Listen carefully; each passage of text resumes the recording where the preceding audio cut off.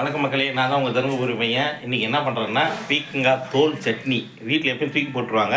இன்றைக்கி நான் என்ன பண்ணுறேன் அதை பாருங்கள். பீக்கங்காய் தோல் சீவிட்டு சுத்தமாக கழுவி வச்சுருக்கிறேன். அதுக்கு உளுத்தம்பருப்பு, கொஞ்சம் கடலப்பருப்பு, 2 பச்சை மிளகா, காஞ்ச மிளகா, கருவேப்பிலை, ஆயில்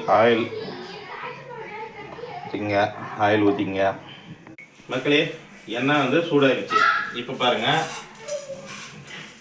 உளுத்தம்பருப்பு, கடலைப்பருப்பு இதை போட்டு அப்படியே கொஞ்ச நேரம் அதை அப்படியே வணக்குப்பாங்க.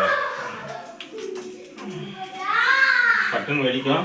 இன்னும் தூரமாக வெடிங்க. இது கொஞ்ச நேரம் வணங்கிட்டு பாருங்க. வணங்கிட்டு இப்போ இந்த தோல் சீவி எடுத்துக்கலாம். இதை போட்டு கொஞ்சம் நல்லா வணக்குறேங்க.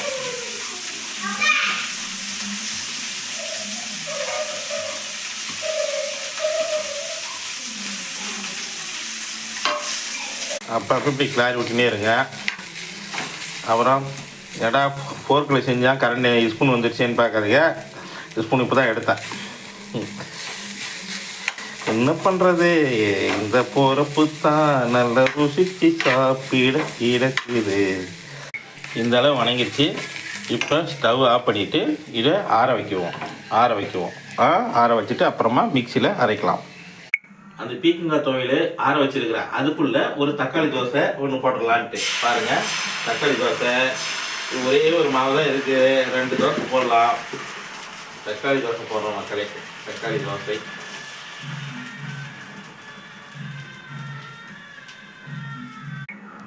தோசை ஊற்றியாச்சு மக்களே. இங்கே பாருங்கள், அதுக்கு பீக்கங்காய் அந்த கிரேவி, இன்னும் தோல் இது நம்ம அப்படியே வச்சுருக்குறேங்க. இது அந்த கிரேவி மட்டும் ஊற்றிட்டு தக்காளி சட்னிக்கு எப்படி இருக்குதுன்னு நீங்கள் கமெண்ட் பண்ணுங்கள், பார்க்கலாம். இந்தாங்க, சாப்பிடுமா. நல்லா ஃபைன் பேஸ்ட்டாக கல் உப்பு போட்டு இதுலேயே அரைச்சிட்டேன். இப்போ தாளிப்பு கொடுத்துடலாம். எண்ணெய் பொரிஞ்சு விட உடனே கடுகு, கொஞ்சம் சீரகம்,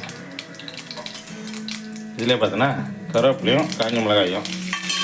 யாரும் போட மாட்டாங்க. எனக்கு ஃபேவரட் பார்த்தோன்னா கொஞ்சம் பெருங்காயத்தூள் போடுவேன். பெருங்காயத்தூள் ஆட் பண்ணி வச்சுங்க, கொஞ்சம் நல்லா இருக்கும்.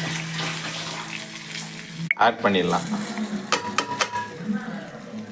என்னுடைய ஃபேவரட் சப்பாத்தி, அதே பீக்கங்காய் கிரேவி, பீக்கங்காய் தோல் சட்னி.